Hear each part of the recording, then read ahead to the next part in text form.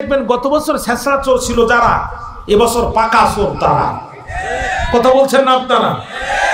গত বছর যারা ছিল পাকা চোর, এবছর তারা ডাকাতের নয় সদস্য। গত বছর যারা ছিল ডাকাতের নয় সদস্য, এবছর তারা ডাকাতের সর্দার। গত বছর যারা ছিল ডাকাতের সর্দার, এবছর তারা পূর্ব বাংলা এমএল যুদ্ধ নিষিদ্ধ কমিউনিস্ট পার্টির আঞ্চলিক কমান্ডার। ভাইরা আমার, আল্লাহর কোরআন দিয়ে বিচার করলে কি হয়? কোরআন বলছে আস-সারিকু ওয়াস-সারিকাতু ফাকতাউ আইদিয়াহুমা। চোর যদি চুরি করে, মেল আর ফিমেল, নারী হোক আর পুরুষ হোক, দেখা দেখি নাই, হাত কেটে দাও। তেলাওয়াত করেছি পবিত্র কোরআনুল কারীম সূরাতুন নিসা আয়াত নাম্বার 105। বাংলাদেশের বিগত সময়গুলোতে নারীদেরকে দিয়ে পুরুষ শাসন করা হয়েছে। আমরা একটা নারী শাসিত সমাজের ভিতরে ছিলাম। এই নারীদের নামে পবিত্র কোরআনে একটি সূরা নাজিল হয়েছে, তার নাম সূরাতুন নিসা। সূরাতুন নিসার 100 কারিমা আমি আপনাদের সামনে তেলাওয়াত করেছি। সরাসরি অর্থ আল্লাহ রাব্বুল আলামিন বলছেন, ইন্না আনজালনা ইলাইকাল কিতাবা বিল হক। নবী, আমি নিশ্চয়ই আপনার উপরে এই কিতাব নাজিল করেছি সত্য সহকারে। একটু জবান খুলে বলেন তো দেখি, আল্লাহর কোরআন সত্য নাকি মিথ্যা?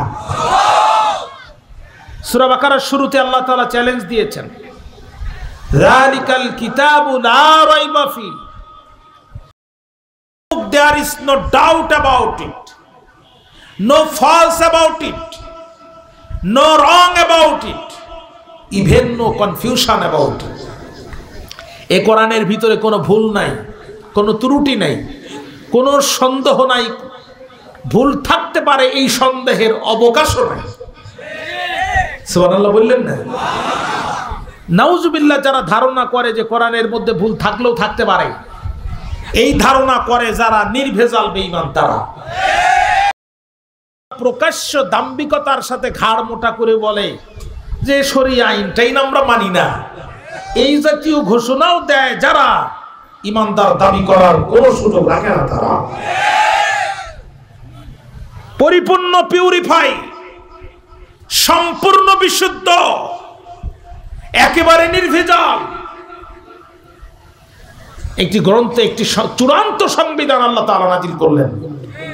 বলেন তো দেখি, উদ্দেশ্য আছে না নাই? আরো জোরে কোন? কলম কলম দিয়ে আর একজনের চোখের মধ্যে গুতা দিয়ে তার চোখটা চিরদিনের জন্য নষ্ট করে দেয়া যায়, কিন্তু এই কান চুলকানো কিংবা কারোর চোখে গুতা দিয়ে চোখ নষ্ট করার জন্য কলম আবিষ্কার হয় নাই। কলম আবিষ্কার হয়েছে লেখালেখি করার জন্য। কথা বলেন না কেন?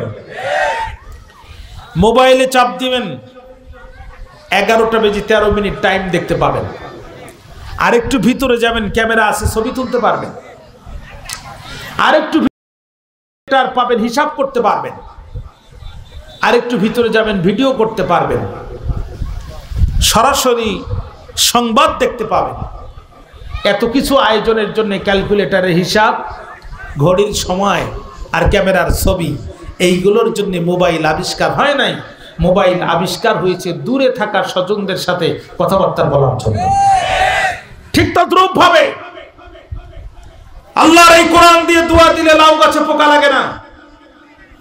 এই কোরআন দিয়ে দোয়া দিলে মানুষের শরীরে জিন,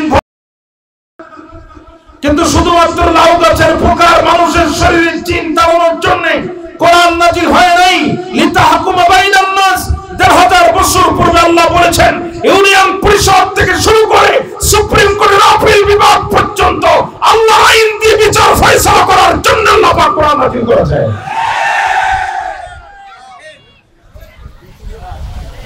আজকের আমার আলোচনার বিষয় হচ্ছে আল্লাহর আইন কেন দরকার। আল্লাহর কেন দরকার? জমিন কার? আপনাদের ঘুম এসে গেছে, একটু জোরে কর না। জমিন কার? আসমান কার? আরো জোরে চিৎকার করে কন, আমরা কার? বৃষ্টির প্রয়োজন হয় যখন, কে বৃষ্টি দেন তখন? জমিন যদি আল্লাহর হয়, আকাশ যদি আল্লাহর হয়, বৃষ্টি যদি আল্লাহ দেয়, চিৎকার করে বলেন তো দেখি আইন চলবে কার? কিন্তু আমরা এতটাই হতভাগা জাতি যে করি, আল্লাহর দেয়া অক্সিজেন প্রতিটি সেকেন্ডে নিচ্ছি, ছাড়ছি, আর দেশের আইন বানায় ডক্টর কামাল।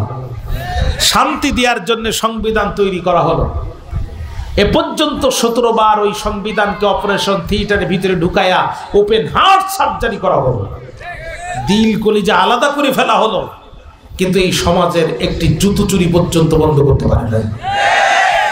চলেন আমরা কোরআনের কাছে জিজ্ঞাসা করব, কোরআন মানুষের মাঝে বিচার ফয়সালা করার জন্য, তো তোমার কাছে কি বিচার আছে যেই বিচার এই সমাজে করলে এই সমাজে আর চুরি থাকবে না? কোরআন বলছে চমৎকার বিচার নিয়ে এসেছি আমি আল্লাহর পক্ষ থেকে। কি সেইটা? কোরআন বলছে সূরাতুল মায়েদা আয়াত নম্বর 38, আস-সারিকু ওয়াস-সারিকাতু ফাকতাউ আইদিয়াহুমা। কোরআন বলছে চোর যদি চুরি করে, নারী হোক আর পুরুষ হোক, হাত কেটে দাও। নারী হোক আর পুরুষ হোক, as to thief, male or female, cut off his or her hands, a punishment by the way of example from Allah.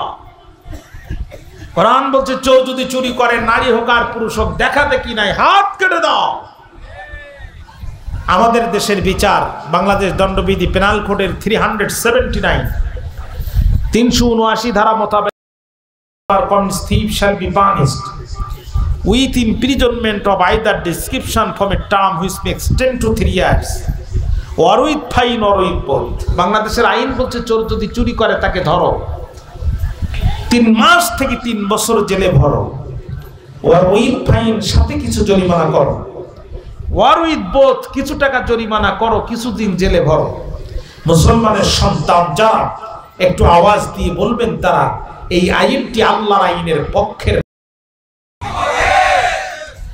আল্লাহ কোরআন নাজিল করেছিল যখন, আল্লাহ নিজেও জানতেন তখন যে কোরআনের আইন সবাই মানতে চাইবে না। কেউ কোরআনের আইন বাস্তবায়নের জন্য বুকের তাজা জীবন রাজপথে দিবে, আবার কেউ কোরআনের আইন যাতে প্রতিষ্ঠিত না হয় এই জন্য আরেকজনকে হত্যা করে পৃথিবীর জমিন থেকে বিদায় দেবে। কোরআনের আইন যারা মানে না তাদের পরিচয় কি? সূরাতুল মায়েদার মধ্যে আল্লাহ বলছেন ওমান লাম ইয়াহকুম বিমা আনজালাল্লাহ ফাউলাইকা হুমুল কাফিরুন। বিচার ফয়সালা করে না আল্লাহর পক্ষ থেকে যা নাজিল হয়েছে তাহা দ্বারা, অর্থাৎ কোরআন দিয়ে যারা বিচার করে না, এই কোরআনের বিচার এ সমাজে প্রতিষ্ঠিত হোক, এটা যারা চায় না, পৃথিবীর মানুষের আদম শুমারিতে হতে পারে ওরা ঈমানদার, কিন্তু আল্লাহর খাতায় ওরা কাফেরদের সর্দার। আল্লাহ পাক সূরা মায়েদার অন্য জায়গায় বলছেন ফাউলাইকা হুমুল ফাসিকুন। আল্লাহ পাক আরো এক জায়গায় বলছেন ফাউলাইকা হুমুজ জালিমুন। কোরআনের বিচার যারা চায় না তাদের পরিচয় 3টা। 1 নম্বর কাফের, 2 নম্বর জালেম। কাফের, ফাসিক আর জালেমের বাইরে এদের আর কোনো পরিচয় হতে পারে না।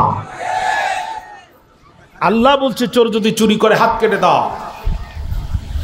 আমাদের আইন বলছে 3 মাস থেকে 3 বছর জেল দাও। দাড়িপাল্লার 2 পাত্রে 2 আইন রেখে আমরা একটু যুক্তি দিয়ে যাচাই করব কোন আইন দিয়ে বিচার করলে কি হচ্ছে। আমার কথা কি বুঝতে কষ্ট হচ্ছে আপনাদের? আমার দিকে কি আপনাদের মনোযোগ আছে? একটু গভীর মনোযোগ দেন। আর গেটে যারা দাঁড়িয়ে আছেন প্রিয় ভাইরা, সম্ভব হলে, কারণ আপনাদের অনেক সময় দাঁড়িয়ে কষ্ট হয়ে যাবে।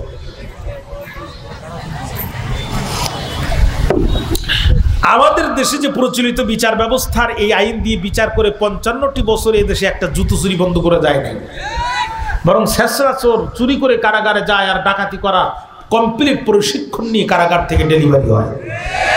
কথা কেন বলছেন না প্রিয় ভাই? কথা বলেন। আমাদের দেশের আইন দিয়ে বিচার কি হোক করলে কি হোক কি হচ্ছে সমাজের পরিস্থিতি, আমি ছোট্ট একটি উদাহরণ আপনাদের সামনে পেশ করি। চোর ঢুকছে চুরি করতে, শেষরা চোর চিনেন তো আপনারা, কলা চোর, কদু চোর, জুতা চোর, ওহাদেরকে আমাদের আঞ্চলিক ভাষায় বলা হয় শেষরা চোর। শেষরা চোর চুরি করে ধরা খাইছে, আপনারা কিছু উত্তম মাধ্যম দিয়ে থানায় জমা দিয়ে দিয়েছেন। ওসি সাহেব 379 একটা মামলা লিখে চোরকে জমা দিয়ে দিয়েছে। সকালবেলা 2টা পুলিশ দিনাজপুর জজ কোর্টে। ম্যাজিস্ট্রেট সাহেব যখন বিচার করতে বসছে তখন দেখছে মামলার ফাইল 379। উনি বুঝে ফেলছে এটা চোর। 4 মাস কারাদণ্ড, 10,000 টাকা জরিমানা, অনাদায়ে আরো 20 দিন সশ্রম কারাদণ্ড, একটা জাজমেন্ট লিখে এইটা কারাগারে পাঠায় দিছে। এখন কারাগারে যখন চোর ঢুকছে তখন ডাকাতের সর্দার তাড়া তাড়া মোষ দেখলে মনে হয় যেন বিঘার 11 ধানের গোশ। আমাদের সাতক্ষীরার একটা আঞ্চলিক ভাষায় কথা আছে, খোরে খোর চেনে। পিছনে কথা বন্ধ করেন প্লিজ। খোরে খোর চেনে। দেখবেন যারা বিড়ি খায়, সিগারেট খায়, আর একজনের ঠোঁটের দিকে তাকিয়ে কয় মামু আগুনটা দাও, আমি একটু ধরাই নি। ও কিন্তু জিজ্ঞাসা করে না মামু তুমি বিড়ি খাও কিনা। ও ঠোঁটের মশান দেখেই বুঝতে পারে আমি যা খাই ও একই মাল খায়, ঠিক না? ডাকাতের সর্দার নতুন ছেঁচড়া চোরকে দেখেই বুঝতে পারছে আমি যে কাজের কাজী, এ সেই কাজের নয়া পাজি। ওরে ডাক দিয়ে বলছে কাম হেয়ার, এদিকে আয়, ডিসক্রিপ ইউর অ্যারেস্ট স্টোরি, বল কেমনে গ্রেপ্তার হলে। ও বলছে আর বলবেন না গুরু, এই তো কেবল চুরি করা শুরু। আধুনিক যুগ, ছেলেরাও মাথায় চুল রাখে আর মেয়েদের মাথায় তো এমনিতেই চুল থাকে। গভীর রাত্রিতে আমি করলাম ভুল, মেয়ে মনে করে এক ছেলের কম্বলের ভিতর হাত দিয়ে দিকে লম্বা লম্বা চুল। এইটাই বাড়ির সবচেয়ে গিন্নি মার্কা মহিলা, আমার হবে না ভুল। কিন্তু কানে হাত দিয়ে দেখি সেখানে নেই নুল দুল, ভেবি পাই না কুল। পায়ে হাত দিয়ে দেখি সেখানেও নাই নপুর। রাত তখন দুপুর, হাতে হাত দিয়ে দেখি ওখানেও নাই ঘড়ি। ও পুরুষ কি নারী আমি চিন্তা করেই মরি। বলেন তো দেখি, যে শীত আসতে সামনে কারো কম্বলের ভিতরে যদি 3-4 বার হাত ঢুকায় ঘুম না ভেঙে পারে? ডাকাতের সর্দার বলছে বেয়াদব, তুই তো চোর না, চোরে জাত না। যে দেশে 80 টাকা চাউলের কেজি, এই দেশে বিনা কোন ফাজি। তুই চুরি করতে যাওয়ার সময় একটা জাপানি খুর, চাইনিজ কুড়াল অথবা ইন্ডিয়ান ডিবল বল নিয়ে যেতে পারলি না? তোরে ধরবে যখন, আস্তে করে বসাই দিয়ে দৌড় দিবি তখন। প্রচলিত বিচার ব্যবস্থায় ছেঁচড়া চোর জুতা চুরি করে কারাগারে যাচ্ছে, আর কারাগার থেকে ডাকাতি করার কমপ্লিট প্রশিক্ষণ নিয়ে সমাজে ডেলিভারি হচ্ছে। এই জন্য দেখবেন গত বছর ছেঁচড়া চোর ছিল যারা, এবছর পাকা চোর তারা। কথা বলছেন না আপনারা? গত বছর যারা ছিল পাকা চোর, এবছর তারা ডাকাতের নয় সদস্য। গত বছর যারা ছিল ডাকাতের নয় সদস্য, এবছর তারা ডাকাতের সর্দার। গত বছর যারা ছিল ডাকাতের সর্দার, এবছর তারা পূর্ব বাংলা এমএল যুদ্ধ নিষিদ্ধ কমিউনিস্ট পার্টির আঞ্চলিক কমান্ডার। ভাইরা আমার, আল্লাহর কোরআন দিয়ে বিচার করলে কি হয়? কোরআন বলছে আস-সারিকু ওয়াস-সারিকাতু ফাকতাউ আইদিয়াহুমা। চোর যদি চুরি করে, মেল আর ফিমেল, নারী হোক আর পুরুষ হোক, দেখা দেখি নাই, হাত কেটে দাও। কোরআন দিয়ে বিচার করলে সমাজের পরিস্থিতি কি হতো? আমি আরেকটি ছোট্ট উদাহরণ যদি আপনাদের সামনে পেশ করি, কষ্ট হবে আপনাদের? চোর ঢুকছে চুরি করতে। চোর চিন্তা করলো চুরি করতে যাওয়ার আগে একটু প্রস্তুতি নেওয়া দরকার, কারণ এখন পরিবর্তন হয়েছে সরকার। কি হয় বলা যায় না। চোর শরীরের মধ্যে গিরিশ মাখছে। গিরিশ চেনেন আপনারা? গিরিশ যেটা মাখলে স্লিপ খায়, ধান লাগানোর সময় মানুষ পায়ে মাখে যাতে জোক না লাগে, চিনেন তো? গিরিশ মেখে শিক কেটে চোর যখন ঢোকার চেষ্টা করছে, বাড়ির মালিক তখন রেডি। যেই চোর ঢুকছে, মালিক চোরের হাত ধরছে, কিন্তু চোরের তো শরীরে গিরিশ চলে গেছে। তখন বাড়ির মালিক আফসোস করে বলে, চোর এত প্রতিধ্বনি হচ্ছে কেন ভাই? আফসোস করে বলে, চোর আর যদি নিজের হাত দিয়ে তোরে না ধরে পরের হাত দিয়ে ধরতাম, তুই কেন, তোর বাপও আমার কাছ থেকে যেতে পারত। তো চোর চিন্তা করলো, আল্লাহ তামাম জীবন তো চুরি করলাম, নিজের হাত কি আর পরের হাত কি তা তো কোনোদিন দেখি নাই। ধরা খাই খাবো, অন্তত একটু পরের হাতটা দেখি আসে। চোর বাড়ির মালিক তখন টেবিলে ড্রট টান দিয়া প্লাস বাহির করছে। প্লাস চিনেন আপনারা? প্লাস সারাশি সারাশি চেমটি যেই ঢুকছে প্লাস দিছে আটকায়। চোর কয়, মা জীবনে চুরি করবো না। প্রয়োজনে বক্স অফ করে দেন। চোর কয়, মা জীবনে চুরি করবো না।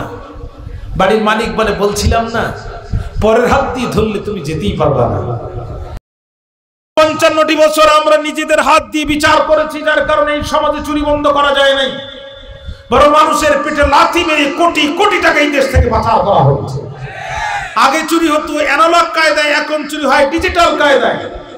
কিন্তু আজকে আল্লাহর কোরআনের সূরা আল মায়েদার 38 নম্বর আয়াত দিয়ে যদি এদের জুডিশিয়ারি ম্যাজিস্ট্রেসি এবং অ্যাডমিনিস্ট্রেশনে বিচার করা হতো, আজকে যদি আমার দেশের জজ কোর্ট সুপ্রিম কোর্টে সূরা আল মায়েদার 38 নম্বর আয়াত থাকতো, চোরের হাত যদি কেটে দেওয়া হতো সুপ্রিম কোর্টের সামনে প্যান্ডেল করে প্রকাশ্য দিবালোকে মানুষের উপস্থিতিতে কোন চোরের হাত যদি কেটে দেওয়া হতো, আর দেশের স্যাটেলাইট চ্যানেলগুলো যদি এই দৃশ্যগুলো দেখতো, টেকনাফ থেকে তেতুলিয়া, রূপসা থেকে পাথরিয়া, সুন্দরবন থেকে বান্দরবন পর্যন্ত গরিব মুসলমানের 2 টাকা চুরি করে খাওয়ার সাহস কারো হতো না, হতো না, হতো না।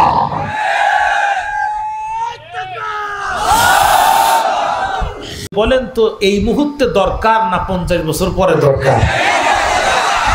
তাহলে আমি সাবজেক্ট শুরু করেছি আল্লাহর আইন কেন দরকার। আমার কথা কি বুঝতে আপনাদের কোনো কষ্ট হচ্ছে? আমি আমার নির্দিষ্ট সাবজেক্ট থেকে 1 ইঞ্চি বাইরে যাব না, আপনারা শুধু আমার দিকে তাকান। আজ থেকে 17 বছর পূর্বে এই মাইক দিয়ে ওয়াজ হয় না, এটা আইসক্রিম বিক্রি করা কঠিন, এটা দিয়ে ওয়াজ তো বহুত পরের কথা। আমি কথা বলতেছি সাইদির মতো।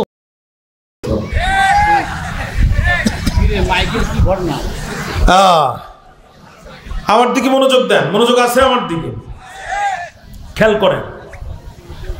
আজ থেকে 17 বছর পূর্বে আমি উত্তরবঙ্গে আমার জীবনে প্রথম এসেছিলাম। কুড়িগ্রাম থানা, কুড়িগ্রাম জেলা নাগেশ্বরী থানার একটা মাহফিল।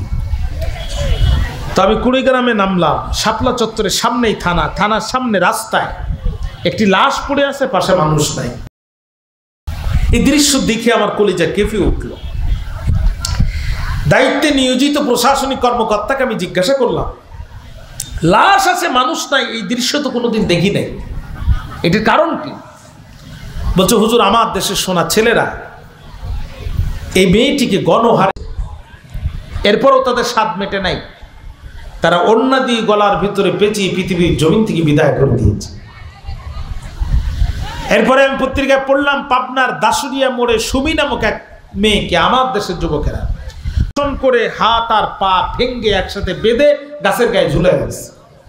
গাজীপুরে মাদ্রাসা পড়ুয়া এক পর্দানিশিনী মুসলিম বোনকে ধরে নিয়ে 3 দিন আটকায় রেখে গণরেপ করেছে। আমার কলিজা কেঁপে উঠল, আমার চোখ দিয়ে পানি পড়ে গেল। আমি আফসোস করে বললাম, আল্লাহ, এই দেশের মানুষ যদি বুঝতো আর আমরা যদি তাদেরকে বুঝাতে পারতাম। সূরাতুন নূরের 2 নম্বর আয়াতে কারিমা, সূরা নূরের 2 নম্বর আয়াতে কারিমা যদি এই বিচার ব্যবস্থায় থাকতো, যেখানে আল্লাহ বলছেন, আয-যানিয়াতু ওয়াজ-যানি ফাজলিদু কুল্লা ওয়াহিদিম মিনহুমা মিয়াতা জালদা, জেনাকারিনী আর জেনাকার যদি ধরা পড়ে, ইসলাম বলছে বিবাহিত অবস্থায় 1 শাস্তি, অবিবাহিত অবস্থায় আরেক শাস্তি। ইসলাম বলছে অবিবাহিত অবস্থায় যদি জেনা করে শরীরের উপরে 100 চামড়ার বেতের আঘাত করো, যদি 80 আঘাতের পরে মারা যায়, ইসলাম বলছে মৃত দেহের পরে আরো 20টি আঘাত করো। আর বিবাহের পরে যদি কোনো নারী পুরুষ জেনায় লিপ্ত হয়, ইসলামের বিধান হচ্ছে মৃত্যুদণ্ডই তার একমাত্র সমাধান। যদি নারী হয়, মুখ পর্যন্ত মাটিতে পুঁতে ফেলো, কঙ্কর আর পাথর নিক্ষেপ করো, ততক্ষণ পৃথিবীর জমিন থেকে বিদায় না নেবে যতক্ষণ। বিশ্বাস করেন, সূরা নূরের 2 নম্বর আয়াতে কারিমার শাস্তি আমার দেশের জজ কোর্ট আর সুপ্রিম কোর্টে যদি থাকতো, ধর্ষণ করা তো দূরের কথা, এদেশের লম্পট যুবকদের স্বপ্নদল বন্ধ হয়ে যেত। বলেন, আইন দরকার আছে না নাই? এই মুহূর্তে দরকার না 50 বছর পরে দরকার? সারা জীবন ওয়াজ করলাম, ওয়াকারনা ফি বুয়ুতিকুন্না ওয়ালা তাবাররুজনা তাবাররুজাল জাহিলিয়াতিল উলা। ও সমাজের নারীরা, জাহিলি প্রাথমিক যুগের নারীদের মতো নিজেদের সৌন্দর্যকে পরপুরুষের সামনে দেখায়ও না। মা বোনরা কি আমাদের কথা শুনেছে? দিন যত যাচ্ছে পর্দা বাড়তেছে না কমতেছে? ভাই আমার, কাম টু মাই পয়েন্ট।